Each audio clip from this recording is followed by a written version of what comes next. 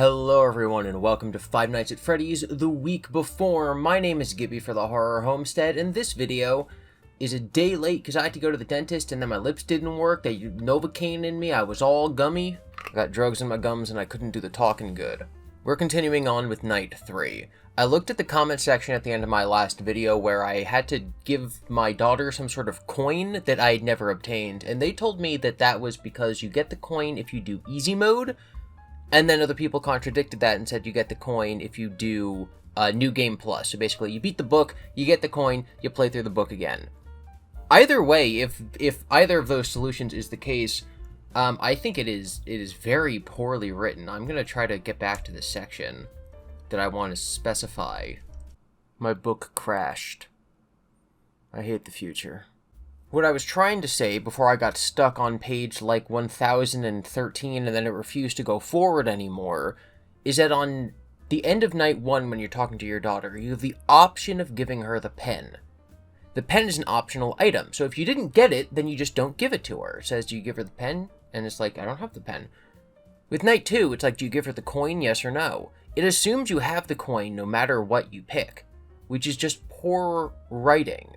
If you're not guaranteed to have the coin, they should have worded the question differently. They did it correct in night 1, they just did it wrong in night 2. Anyway, we're going to continue with night 3. This is Mr. Ralph himself, Mr. Phone Guy Ralphington, says, you feel well rested and excited about going to work, just like you used to, until you step inside the dark and dreary security office. Somehow, all your enthusiasm deflates and you feel exhausted, as if you hadn't slept for 8 hours. As if you have always been in this office, and you will always be in this office. You settle into the seat and sigh, feeling like you've aged 5 years in the 5 seconds it took for you to come and sit down. It must be this midnight shift. Working as night watchman, you lose touch with all the good parts of the job that motivate you each day. There are no co-workers to catch up with. You don't see the smiling kids' faces and hear their happy laughter. And you don't get to see the animatronics the way they're meant to be seen, as entertainers instead of vengeful stalkers. When you go outside into the sunlight, your memories of the night before seem to dull and fade. When you are safe at home, talking to Capelia, you question everything that happened, and you come to the same conclusion. You imagined it. It wasn't that bad. After all, you're alive. If the animatronics were really alive and hunting you, what would be your chances of surviving 1 night? 2? 5? Really darned slim. Maybe these lapses in memory are some survival mechanism. How can you go home to your daughter each morning and live a normal life knowing such horrors exist in the world? How could you leave her each night and come back to work here, knowing you might not ever see her again? Only if you forget. So the survival mechanism is forgetting, which I think is pretty good characterization of all of the security guards. Like, yeah, how do people still work at Freddy's after the bite of 87? After, the fact that there's such high turnover in the company. There are just some people, like Ralph, who have that just like compartmentalization where, yeah, it's a living, it's work, I gotta do it, it's not that spooky when you leave, I just imagine the noise. He's a guard from Skyrim. Oh, it must have been the wind. So, some people don't have that survival mechanism, and so they leave after a week. Some people do, and then they're Ralph, and they work there for 10 years. So I do like this post-hoc justification for some of the characters, some of the character motivations throughout FNaF. But you also have a job to do. You've always been the responsible one, even as a kid. No one had to ask you to do your homework before watching TV and riding your bike. You were, and still are, what they call an overachiever. And yet you ended up working security at Freddys. So many people don't understand that, but you tell them, some things are more important than a fancy job and a big paycheck. I love those animatronics, and I make a difference when I go to work each day. Do you still believe that? Did you ever? Do you still believe that? That's a FNaF 4 quote. We are still your friends. Do you believe that? It's close enough. It's interesting to note, but I don't think it's pointing out that Phone Guy is Psychic Friend Fredbear. You sit up straight and switch on the security monitor. Time to make the donuts, you mutter. That's a Dunkin' Donuts commercial reference for all my For all you Zoomers out there. A child laughs behind you. I should have stopped to make a joke there. A child laughs behind you. You spin the chair around and look behind. I'm a little spooked right now. I keep glancing over my shoulder and seeing something vaguely human-shaped behind me, and it's just like the ID's fantasy doll and then the Ritos doll. You spin the chair around and look behind you. There's nothing there but lockers and shadows. Pull yourself together, Ralph. Only 3 more nights. You begin as you always do, pushing buttons. You cycle through all the camera feeds on the monitors, and everything is copacetic until you hit the party rooms. What the? You lean closer to the jittery video screen. A table and chairs have been overturned in Party Room 2, and there is a dark puddle on the floor. The window in the far wall is broken. A crushed paper party hat lies in the hallway outside. This is why we don't have more windows, I imagined him saying that very nerdily. Everyone always wants to schedule their parties in Party Room 2 because it has one of the few windows in the restaurant, but the moment you saw it, you knew it was a big security risk. Kids are always breaking in on a dare, though no one has ever gotten inside before. Oh, you think someone got in? I thought he kind of meant that it broke like during the day. Someone has to clean up that mess in Party Room 2. You put your finger on your nose. Not it, you say. Ralph is very nerdy tonight. You sigh. This security job has more janitorial duties than you expected. You need supplies from the closet in the West Hall to mop the floor and board up the window. And you should locate that intruder before they break anything else, or get themselves hurt. So we can go to the supply closet, we can go to the West Hall. If you check the supply closet on your camera, or check camera for intruders. I think both of those. I think that check supply closet for camera, and then check the rest of the building for intruders. Like, that's my order there. So we're going to check the supply closet first. On the cameras, I mean. You punch the button for the supply closet camera and nearly wet yourself when you see Bonnie waiting inside. When you were a kid, you used to play hide and seek with your dad, but his tactic was to hide in places like closets and then pop out shouting boo just before you found him. No matter how much you screamed or cried or peed yourself after a jump scare, he laughed at you and kept doing it. Your dad had a mean streak. After a while, you stopped asking him to play hide and seek or anything at all, which, now that you think of it, may have been his plan all along. When you play hide and seek with Coppelia, you make as much noise as possible and pretend you don't notice her peeking at you from between her fingers while she counts rapidly to 20. You always act surprised when she finds you. In even the silliest hiding places, like under a blanket on the sofa or crouching behind the TV stand with your butt hanging out, you never, ever hide in the closets. When she does, she gives you a hug after you give up, and she comes out. You doubt Bonnie is going to give you a hug. At least, not the kind you can survive. Ollie, oxen free, you mutter. See, now I'm trying to make Ralph look cool.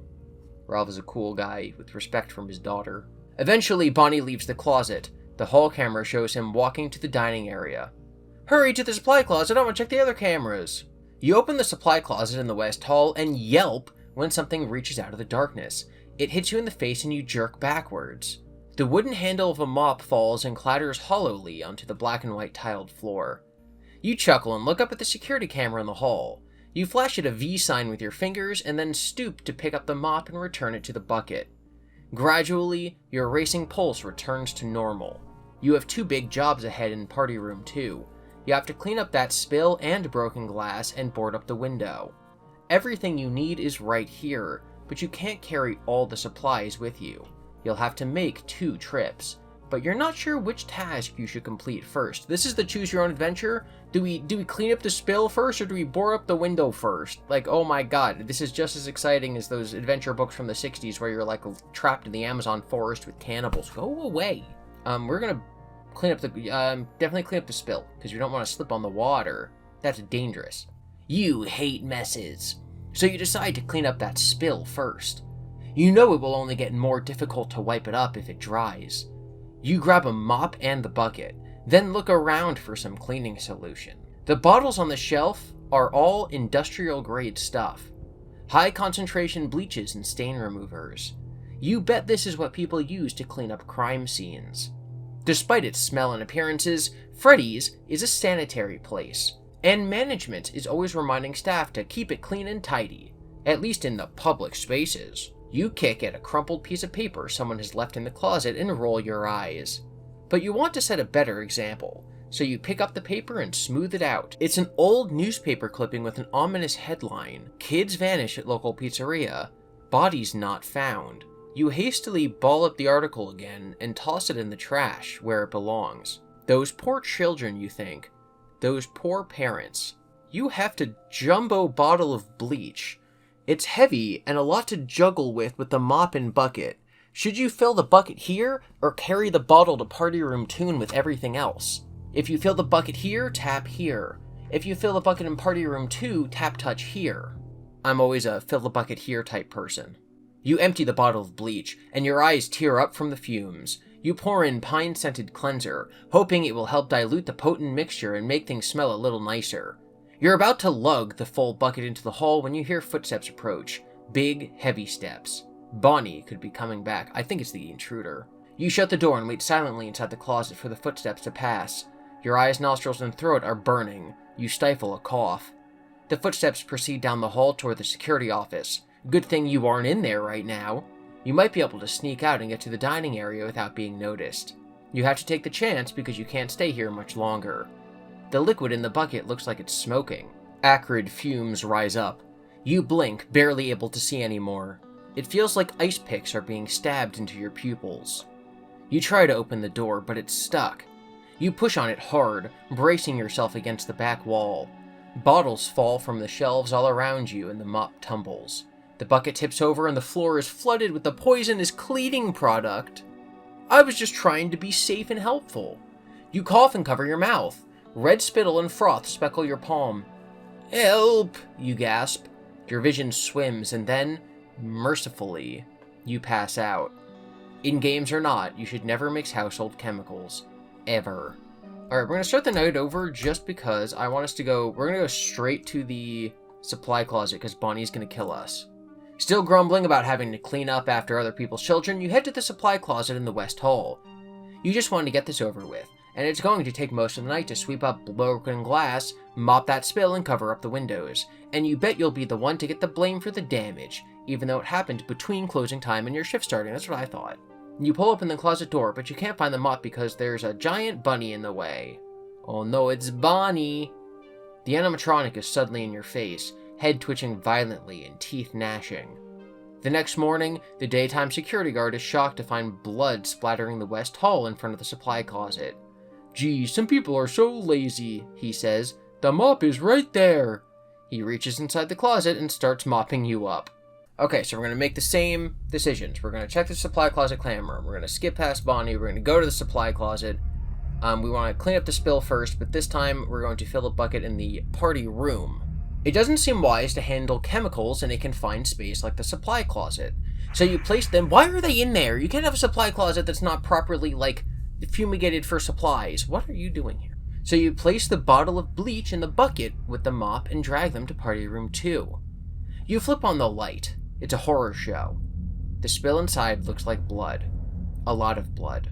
It smells like blood too. A bitter, metallic scent you can almost taste, like copper. You dag, and then throw up your dinner. Now you have an even bigger mess to clean up. You empty the jug of bleach into the bucket and get to work, mopping up the blood and vomit.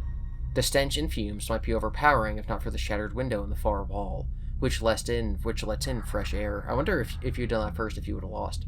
Even though you hate bodily fluids when they're outside the body, where they shouldn't ever be, you find you enjoy work like this. When you're done, the floor is clean, and no one would ever be able to tell that some person, or some animal, lost a catastrophic amount of life-giving blood in this room.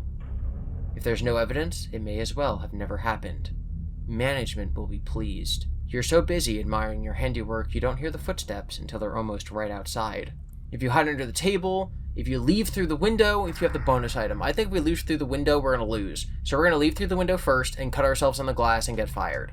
You race toward the broken window and catch Chica's reflection in a sliver of glass remaining in the frames as you dive outside. You roll in the dirt. The shards of glass slice your hands, but you clamber to your feet and run away from the restaurant. You make it maybe 30 feet before something grabs you from behind. You tumble and see a blur of yellow fur and Chica's chicken feet. She's splattered in blood, but you aren't sure if it came from whoever broke into the restaurant or from you. You've always told the night watchman it isn't safe to leave in the middle of the night. It's better to wait until the end of their shift, but you didn't really know why.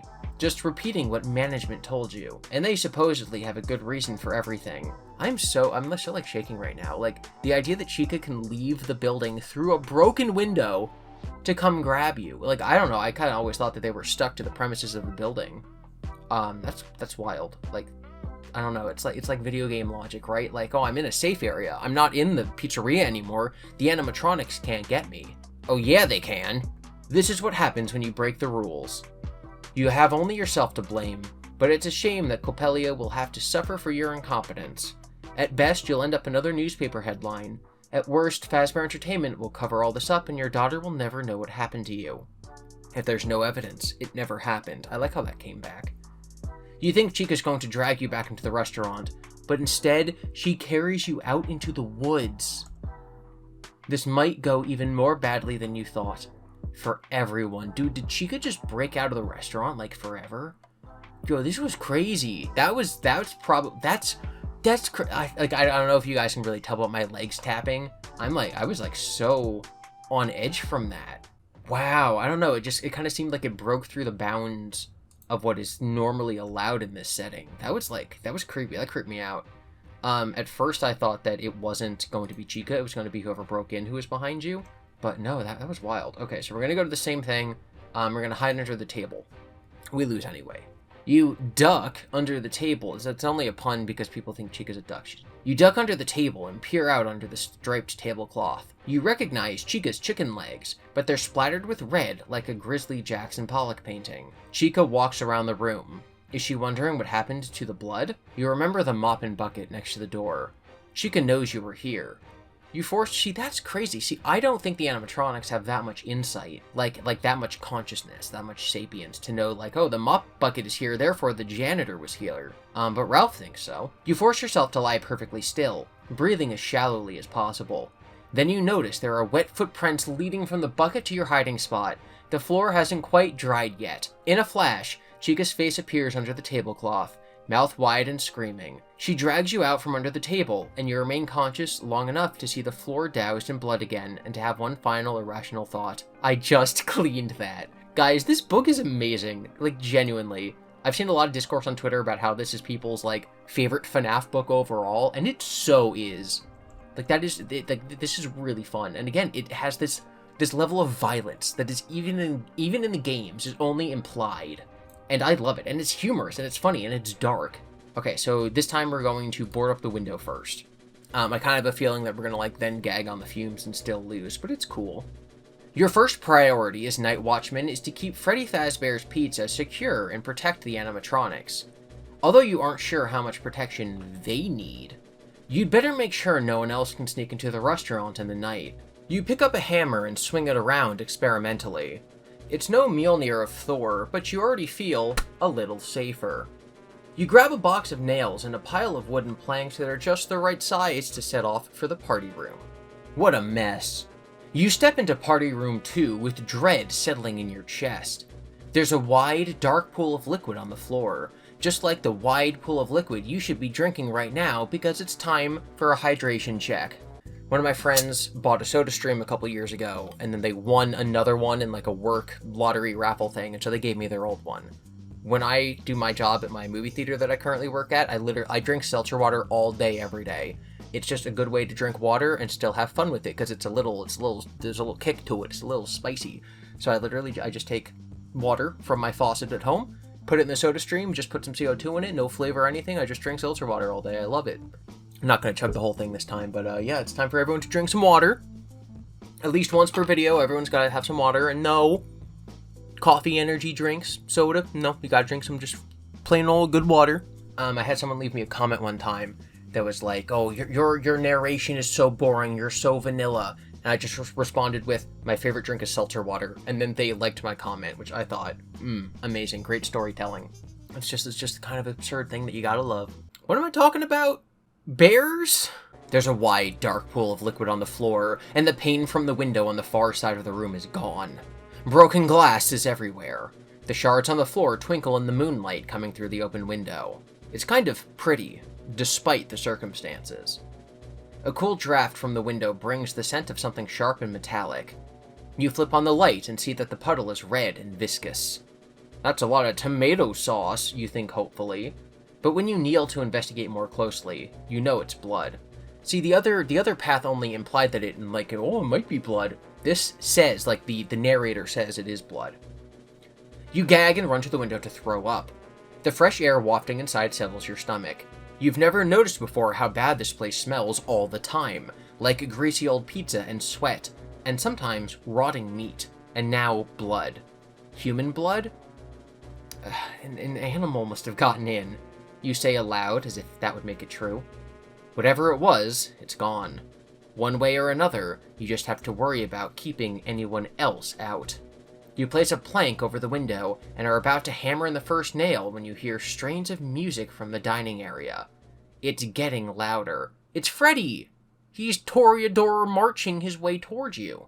We can board it up quickly, we can listen and wait, we can climb out the window. I have a feeling that if we climb out the window, we're going to lose again, so I want to climb out the window. Oh, this is actually different. You climb out of the broken window. I kind of thought I was going to cut to the same Chica thing. You climb out of the broken window. A shard of glass slices your palm open, and you drip blood all the way around the restaurant to the parking lot. You get in your car and drive home. You're home early, so Coppelia is still sound asleep. You sit in her room, listening to her breathe until the sun rises, thinking, worrying. You abandoned your shift, and you know what that means. Don't bother coming back. Do not pass go. Do not collect your final paycheck. You're ashamed that after a flawless career at Freddys, it's come to this. You're alive, but you're a coward. As the days pass, you think you might be even worse than a coward. You're a killer, or at least indirectly responsible for the deaths of innocents. The news reports a series of missing children over the last few nights since you escaped from Freddys. Since something else also escaped with you. 4 kids have disappeared so far, and when you do a little detective work, you determine their houses are all in a line from the pizza place, a line leading to your house. On the 5th night outside Freddys, you find yourself comforting Coppelia in her room while the animatronics try to get into your house, wreak havoc and revenge, and get your daughter.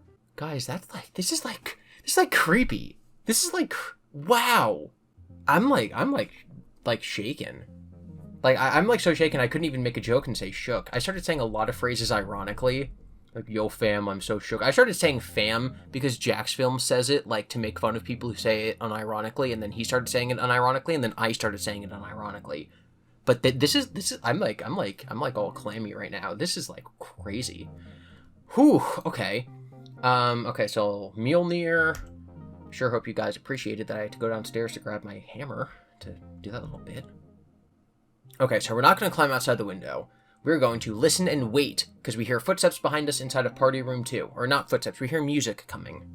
Listen and wait. Music of unknown origin in the middle of the night feels ominous. Right now isn't the time to move or make noise. You tiptoe to the open door of Party Room 2, and you grip the handle of the hammer tightly as you listen. You've heard this song before. It's a march, played on a music box or something. As far as you're aware, none of the animatronics have a built-in music box, though you think you've seen one over by the prize counter. That's some pretty crazy Freddy lore. The music comes closer and closer. Then, it moves past the party rooms and fades. You risk a peek around the open doorway and see Freddy Fazbear walking away, microphone in hand. You choke back a gasp. This is the first time you've seen Freddy out like this, on his own. You are beginning to wonder if he'd ever step off that stage. Now you're worried about what finally drew him out. At least he's gone, for now. You board up the window quickly, straining to hear whether Freddy or any of the others are approaching. Now that the task is done, there's still all that blood to clean up. So much blood. But you've also been away from the cameras for too long. Maybe you should swing by the security office first to check in. Oh yeah, we have to go to the office or we go to the supply closet. I forgot we didn't have the mop with us this time.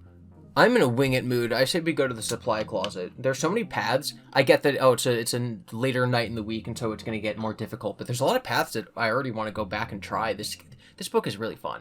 So we're going to go straight to the supply closet. I want to see what happens. Oh, see, we didn't already lose. This is great. You make it back to the supply closet and then back to Party Room 2 in record time, toting a bucket, a mop, and bottles of bleach and other cleaning products. It's disgusting work, mopping up a human body's worth of blood, but you pretend it's just food spilled on the floor. You immediately push that thought away as it might actually be too on the nose, because the animatronics ate them. You're just about done and ready to head back to the security office for the end of your shift. You're worn out and practically half asleep when you hear footsteps outside the door. It's nearly morning. This must be the intruder trying to escape through the window they came in. Oh yeah. Oh no. Okay. Confront them at the door. Yeah, let's do this. Hit him with your mop. Get him with your mop. Confront them at the door. You won't hide anymore, especially not from an intruder. You rush toward the door, brandishing the mop like a staff. Tonight, you are going to be the one delivering jump scares. Even that callback to earlier with like his dad in the closet, that's so good. The writing in this book is actually great. You swing the mop as you emerge from the room and you make contact with Chica's head. Her left eye is knocked out. It bounces on the floor a few times and then rolls under a party table. Oops. Chica stops moving, sparks flying from the eye socket. She makes a sound like a whimpering child. The next night, you find a termination notice in your locker. Management claims you vandalized Chica and even blames you for her being covered in animal blood. You contest it, but the security footage shows you aggressively beating Chica with a mop until she breaks. Instead of a final paycheck, you find a bill for animatronic repairs, which comes to more than you earn in a year. You beg them to cut you a break after all your years of loyalty, and they finally offer you a deal. You can pay off your bill gradually as the permanent night watchman, but you don't have any choice but to accept. Now all you have to do is make it through 365 nights at Freddys. That's awesome. That also makes it so that Mike never gets a job here, ever, ever, ever. Okay, so now we need to find our way all the way back to that decision. Okay, so we're back to the previous decision. We're now going to wait for Chica to walk by. You crawl under a party table to surprise the intruder. You wait for a long time, anticipating the expression on their face when they discover the window they broke has been boarded up and there's no way out other than the front door. But it's you who are surprised when Freddy Fazbear stumbles into the room.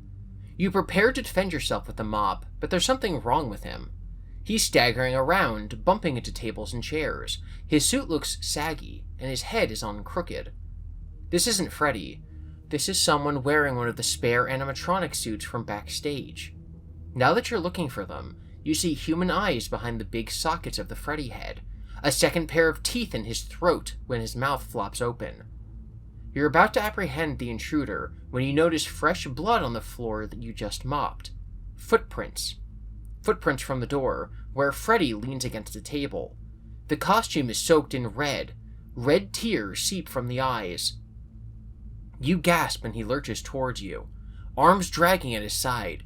He tilts his head at a strange angle to look at you under the table. "It's me," he intones. He bends over so far the mask starts to slide off. You can almost see his real face. You wake up beneath the table. It was just a nightmare. Screw you! Like, honestly, come on! Oh, come on! Wow. Okay, but obviously I think that if you fall asleep in the pizzeria, your dreams are going to actually be haunted by the ghost. Obviously, that's why you're going to hear him say, "It's me." That's rude. I hate that. You're rude. It seems safe. Let's go back to the security office. Okay. I'm guessing that this path that I stumbled on is like the way to finish the night, but I'm not going to get whatever secret item that you're supposed to get, like the pen or the whatever. The ID card. So I'm probably just going to like not... Wait, what? You get back to the security office a few minutes before the end of your shift. You sit back in the chair, sipping cold coffee while cycling through the different cameras throughout the restaurant. Maybe this job isn't so bad after all, you think. It's been a while since you checked the cameras, so it takes a moment to track down the animatronics. Freddy is hanging out in the West Hall, but it's already 5:55 a.m., so he should be returning to his charging platform soon, and you'll be going home. Chica seems to be banging around in the kitchen, and Bonnie is in the dining area, on his way back to the stage.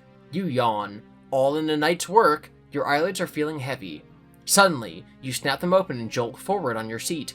You hastily slap the button for Pirate's Cove. The curtain is wide open. The sign in front of the attraction reads, "It's me," and Foxy is gone. This is the second time now that he said "it's me." Because he's in the security office right now. You forgot to keep an eye on Foxy, and now he gets to play. But it'll all be okay, you reassure yourself, since this is all just a dream. You must still be asleep under that table in the party room. You'll wake up any minute now. Okay, so this entire pathway, we got dead. I think there were some choices we could have made in the middle there, but now that we're back at the beginning. Okay, so if you go to the supply closet, you die. We started by checking the supply closet camera. We have not done either of the others. Go to the supply closet, board up the window first, go to party room 2, try to board up the window quickly. We haven't done this yet. So Freddy's getting closer with the Toreador March, so board up the window quickly. You love music, but hearing it in the middle of the night in an empty restaurant can't be good. The animatronics are programmed to travel only through certain areas of the restaurant, but they're already moving beyond their approved areas in their approved actions. What if they see this open window as an opportunity to leave?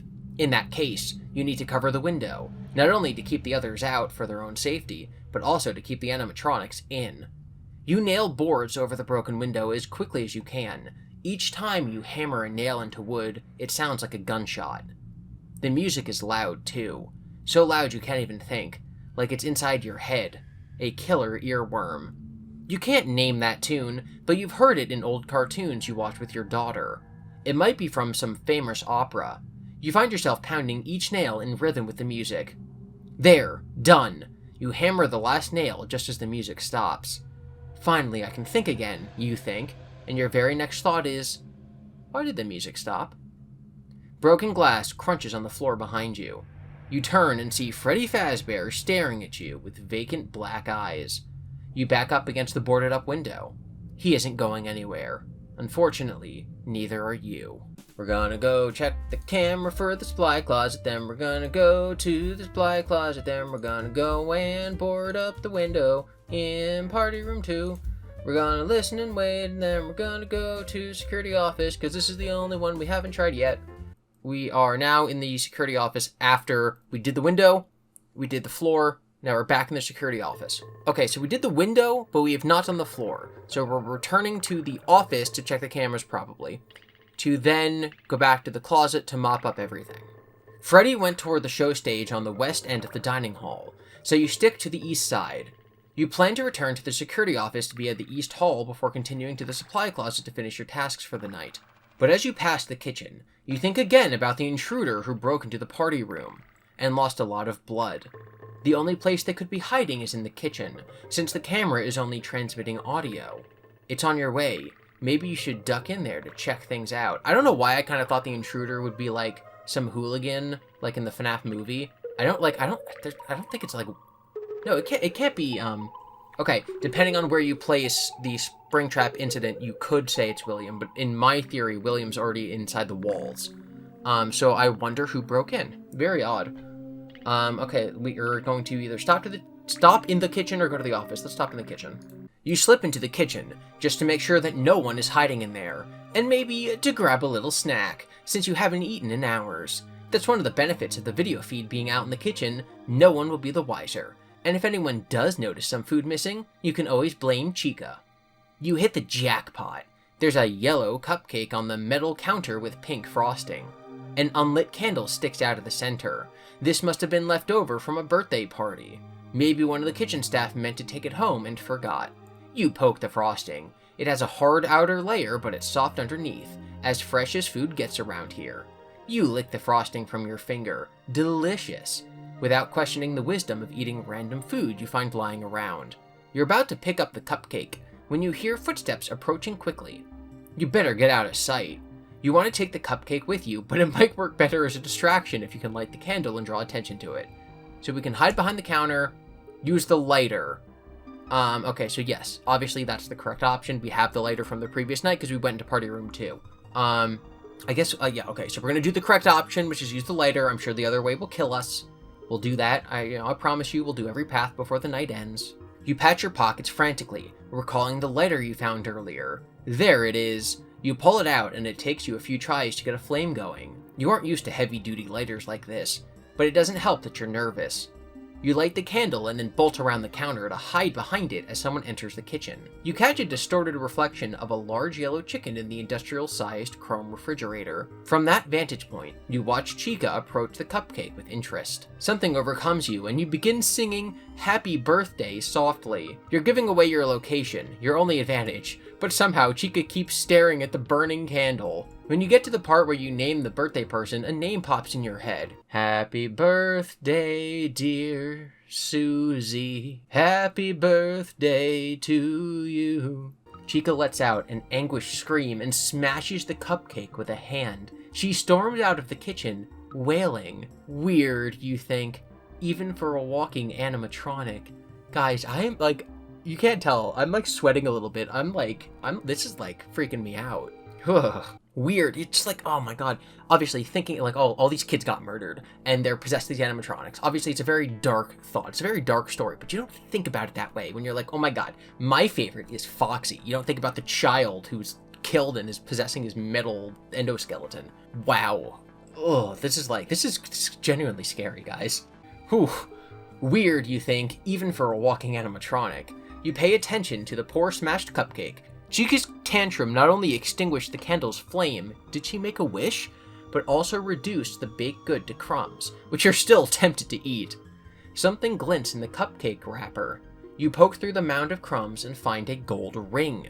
It's heavy, not like the plastic gold-painted trinkets you can get from the vending machines or the prize counter. How did it get there? You wonder if it belongs to the baker who made the cupcake. The ring could have slipped off a finger and into the batter. There are no inscriptions or identifying marks. It's just a plain gold wedding band. Well, you can always check with the staff tomorrow to see if anyone is missing it. And if no one claims it, it should make a nice little parting bonus for you. A souvenir for you or your daughter. Add gold ring to your inventory and proceed to the security office. Am I gonna die again because I didn't check Foxy? No. You make it back to the security office without encountering any more animatronics, but you don't get comfortable. You can't stay long, with that bloody mess in Party Room 2. Oh, because we haven't cleaned that yet. But there's always time to sweep the cameras for trouble. Freddy is missing from the stage, but Bonnie and Chica are back there already. Chica has stains around her mouth, but the black and white video makes it hard to identify what it is. Could be frosting from the cupcake she found in the kitchen. Yeah, that must be what it is. Even Foxy is still hiding out in Pirate Cove. This night has been feeling off, and you reason it's because it's the first night Freddy has gone wandering. It's possible that the other animatronics are lying low tonight to give him some room to explore. They're not afraid of him, are they? You can't pick up Freddy on any of the cameras, but you do hear his music playing in the kitchen. It's a popular spot tonight. Satisfied that you're taking only a minimal risk as long as you steer clear of Freddy's music, you stop by the supply closet for the second time tonight. You grab a mop, some cleaning products, and a bucket. Something rattles inside the bucket. You steel yourself for something traumatic, like a dismembered body part or a small dead animal, and look inside. A pink water pistol is at the bottom of the bucket. It's the kind of toy they give away at the prize counter if you turn in enough tickets. A cheap toy that probably won't work right and will cease working completely after playing with it just a few times. You know they buy these things in bulk for pennies apiece and then make several dollars of profit off them. Finally, I'm armed, you think. You raise the water gun and spin around to aim at the hall outside the closet. Go ahead, make my night, punk! The hall is empty. You probably scared everyone off. You slip the water pistol into a pocket. Even though it's plastic junk, it does make you feel a little safer, which probably says something about how unsafe this whole situation really is. Add the water pistol to your inventory and tap touch here. You hurry back to Party Room 2 and clean up. The puddle on the floor has dried some, so it hardly even resembles blood anymore as you apply the mop and bleach and add some pine-scented shine to the red and blue tiles. To save yourself some time, you bring the cleaning supplies to the security office with you. The day shift can put them away, and this way everyone will know that you weren't just sitting in front of the screens tonight. You definitely put in a good night's work. Freddy's music starts up again, and it sounds like it's right outside the office, but you can't tell which door it's coming from. It seems to be coming from all around you. You grab the desk clock. It's 5:59 a.m., and back up, looking from one door to the other. You hear laughter, and see light flash on your left. Freddy's eyes and mouth are strobing white lights like a demented jack-o'-lantern while the song continues playing as if there's a music box in his head. The song is almost over, and you don't know what will happen then. The clock flips over to 6 a.m., and you immediately hold it out in front of you. It's 6 a.m., Freddy! Go back to your stage, you shout. 6 a.m.! To your surprise, the music stops, and Freddy does, in fact, slink off. That's right, I don't want you in here anymore. You look at the clock in your hands. A makeshift talisman that only works once a night, at a very specific time. The question is, the animatronics have internal clocks? Or could you deter them by simply changing the time on this clock? I think it's definitely an internal clock. Tap touch here. Home again. You stop in the kitchen and wash your hands vigorously under the hottest water you can stand for 2 minutes. And they still don't feel clean. This last night has left a mark on you that you don't think will ever come out. Like Macbeth. It's like a Lady Macbeth reference. You head to your daughter's room and run into her in the hall, already dressed for school. Coppelia has bags under her eyes. You look at each other for a moment, and then she wraps you in a tight hug. Are you okay? She whispers. Her voice trembles. I'm alive, you laugh, but neither of you finds it funny. Are you okay? Why are you up so early? I didn't sleep well. The two of you walk back to the kitchen together. She holds onto your arm. Someone called last night, looking for you. Who? When? She didn't say. She called a minute after you left, hoping to catch you. Did she leave a message? She said she would, and then she hung up. There wasn't a very good connection. Huh. If it's important, she'll call back. You don't feel up to making breakfast, and Coppelia doesn't seem up to eating much, so you pour 2 bowls of sugary cereal. I'm glad you're home, she says. Me too. Can't I skip school? I want to hang out with you. You're tempted, but she needs to go to class. That's what kids do, right? Just like you have to work. I don't think so. Not today, sweetie. I need to sleep anyway. Go ahead. I just want to be around you. Staring at me while I sleep? Sounds creepy. You wink and we both laugh. And just like that, whatever has been haunting you lifts, and memories of the awful night fade away. And tell you what, you can stay home if you tidy your room. It's getting to be a mess, and I'm done cleaning up after other people. No deal. You smirk. Thought so. So, bring me any souvenirs? She asks as she ties her shoes. I did find a couple things lying around. An image of the large bloody puddle pops into your mind. Your breakfast starts to come back up, but you swallow it down. It leaves a bad taste in your mouth. Dad, what's wrong? Tonight was a lot. I'll tell you about it later. Never. Here's your prize for being Daughter of the Month. You reach into your bag. If you have the gold ring, give it to her. If you have Mr. Cupcake and want to hand it to her, I don't. If you have the water pistol and want to hand it to her. If you flash her a thumbs up and send her off to school.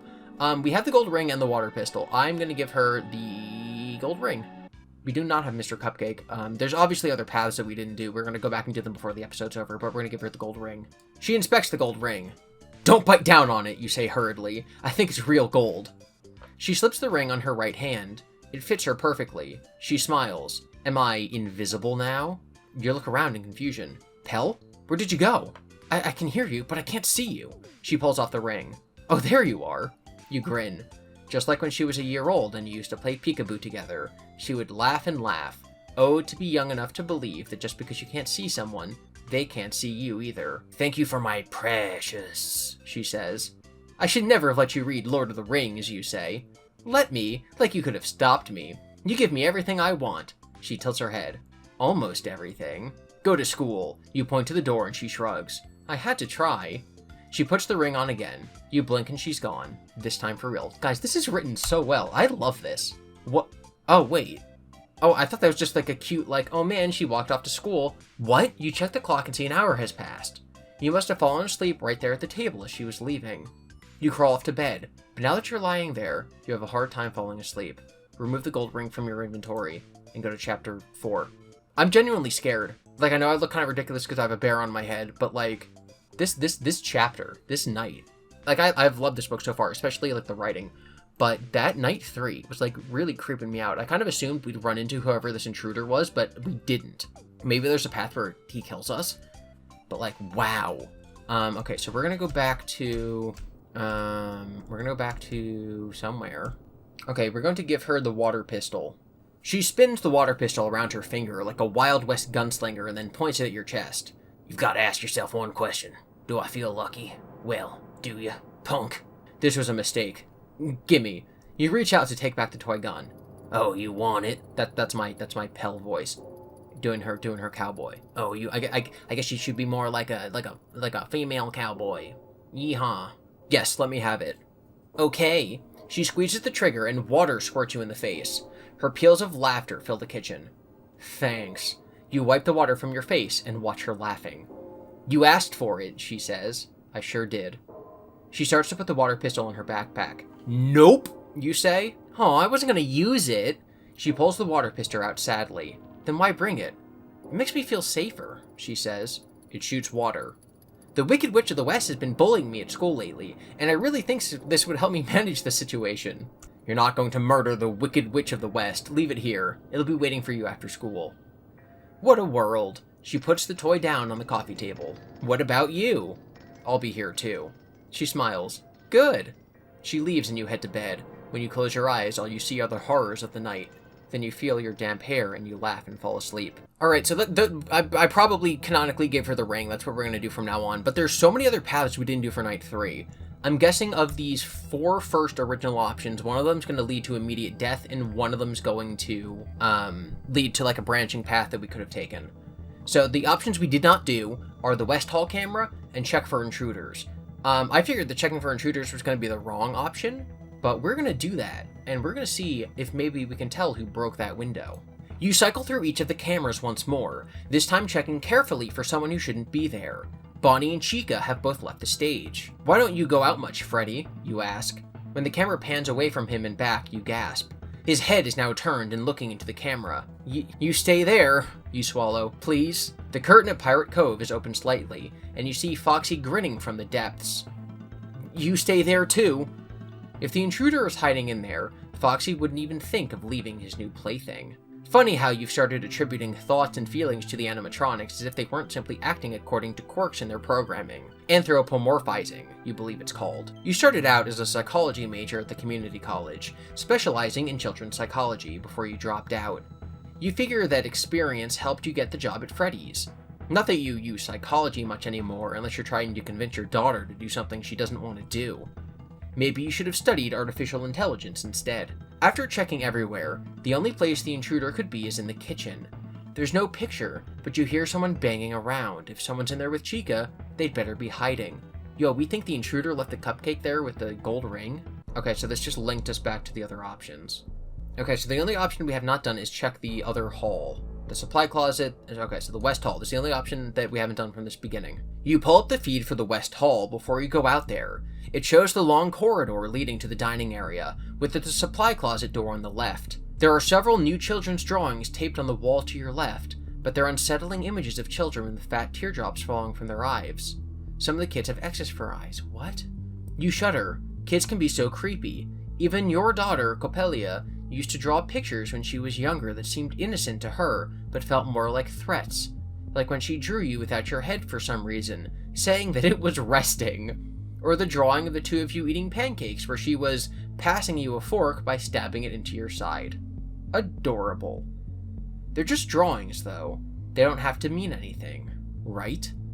You're about to get up and head to the supply closet when the light at the far end of the hall flickers and the camera goes fuzzy. They need to get an electrical engineer in here before the place gets another health code violation. As you watch, the supply closet door opens. Bonnie steps out. You cover your mouth with a hand. Bonnie walks away toward the dining area. That was a close call, but it should be safe now, for a while. In the supply closet, and then they meet up. They all meet up again. Okay, did I miss any options? I'm gonna go through all these trees and try to see any options I may have missed, so I'll be back in a minute. Okay, so one of the options we didn't do when we were in the kitchen is because we had the lighter, we did that option, we lit the candle. What we did not do is hide behind the counter, so we're going to hide behind the counter in the kitchen with Chica coming. You hop over the counter and drop down behind it softly a moment before someone enters the kitchen. Did they see you? You crouch with your head below the counter, muscles tensed and ready to run or fight, whatever you must do to survive. A large shadow on the wall, cast by light from the doorway, suggests your visitor is one of the animatronics. The round profile looks like Chica. The animatronic bumps into the baker's rack, and a pot clatters to the floor. Definitely Chica. Chica has a big appetite. Her bib reads, "Let's eat," after all. But you've never seen her actually eat anything. Sometimes she carries around her little cupcake companion, Mr. Tuttles, or they hand her a prop pizza slice for a party. You have a sudden image of her pecking someone to death with her beak, and then using her eerily human teeth to tear into their flesh. You hold back a shudder at the horrific thought. She's doing something at the counter, but you can't determine what. A few minutes later, she leaves the room. You slowly raise your head to look out. Yes, Chica's gone, but unfortunately so is the cupcake you were going to eat. In its place, Chica has left her prop companion, Mr. Cupcake. Alright, so we're going to now examine Mr. Cupcake, Mr. Tuttles. Mr. Cupcake looks like a birthday cupcake you just lost to Chica. The birthday cupcake you just lost to Chica. Only bigger with a fake lit candle and large haunting eyes. You swear those eyes follow you as you get closer to it. An optical illusion, you think. But your hands tremble as you reach down to pick up the abandoned prop. Just like your hand should tremble as you reach down to subscribe to this channel, and like it, as well as turning on the bell for notifications. It's heavier than it looks, probably 10 pounds, easy. You assumed it would be hollow or some cheap plastic, but it's metal, and you wonder if it has some rudimentary animatronic parts inside that interact with Chica during her stage performances. Begrudgingly, you admit to yourself that it's kind of cute. Guess I can't leave you in here all by yourself, you say. Someone's liable to try to eat you. You can always return it to Chica later on. Maybe you can use it to distract her at a crucial moment, or it can just be a souvenir to remember your time here. As if you could ever forget. Add Mr. Cupcake to your inventory and proceed to the security office. Okay, so now we're back in the security office. This is all the same. Add the water pistol to... Oh, interesting. Okay, so no matter what, we always get the water pistol. And our options were either the ring or Mr. Tuttles. Okay, so now I'm home, I'm talking to Coppelia. I'm gonna give her the cupcake. Is it gonna eat her? She inspects the toy cupcake. Don't bite down on it, you say, it's not a real cupcake. She turns it from side to side. It's... cute? Was that a question mark, you ask? I think so? She squints at Mr. Cupcake. I mean, it's goofy, so I kind of like it. Doesn't that chicken carry this around? Chica. Right. Don't you think it's messed up that chicken wings are on the menu when one of the stars of the restaurant is a giant chicken? You sigh. They're called Chica's Hot Wings, too. That's above my pay grade. She stows Mr. Cupcake in her backpack. Thanks, Daddy. I'm going to show this to my friends at school. I'll see you later. Be good, have a good day. As tired as you are, it takes you a while to fall asleep. You're so annoyed when the phone rings a couple hours later. Yo, wait, what's happening? You pick up the handset and bark. What? Are you Coppelia's father? A woman asks. You sit up in bed. Yes, is she alright? We were hoping you could tell us. She didn't show up for school this morning. Was she on the bus? No one has seen her since yesterday afternoon. You drop the phone and run outside to the bus stop on the corner. You find Coppelia's backpack there, torn to shreds, her books and papers scattered and blowing in the wind. Yo! Mr. Tuttles ate her! That's crazy. No, I'm guessing that Chica, came and grabbed her. Wow, dude, that's, so dark. Wow. Restart this scene. Okay, so I can go back here. The only option we haven't done is giving her a thumbs up. That's dude, guys, I love this book. Okay, thumbs up just brings you to night 4. So I'm pretty sure I did everything, meaning that we don't get to see who the intruder was. No matter again, we're going to just keep assuming that the book's canon to the games, because that's what we're assuming right now. Someone broke into or out of the restaurant, bleeding. There was glass on the floor outside, but that's a whole thing that doesn't really matter, because if you break glass, the broken shards are actually going to end up being behind you. It's a whole thing. So someone broke into or out of the restaurant. There's a puddle of blood on the floor in the party room. Chica is specifically covered in blood.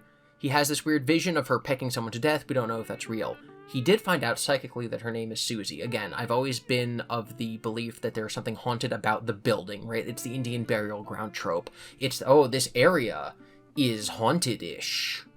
The paper plate stalls move, and the pictures on the walls change, and you find the crumpled up piece of paper from the MCI that technically shouldn't be there. So Chica's covered in blood on the floor, someone broke in. You didn't find them, which is kind of crazy. And you don't even really think to care. We do know from the previous chapter that the night before this night, so the day that you're cleaning up after, was the biggest party they've had in a while. This book's been wild. I'm so happy that the book is this good. And I know at this point, I've already resigned myself to it, that I'm going to have to replay the whole thing with that bonus item. So that's going to be a video at some point where we're going to be we're going to go through and make all the correct decisions and use that bonus item. But yeah, it feels like a video game. It really feels like a video game in book form, and I'm so glad that this exists. I'm so glad it got the attention it deserves from the author, and I'm so glad that we're getting all this cool lore. And my prediction from the beginning, where it would be allowed to be really dark because it's not the canon ending, is coming up. Like your daughter dying. It's crazy. I seriously love it, and I'm glad that you're still here watching. These videos have been doing better than my other videos have been, and so I'm glad that you're still here, and I hope that you remember to be friendly, respectful, to be discussion, and to be discourse, and to remember that all that yields success. That's what Freddys means after all. I will see you on night 4.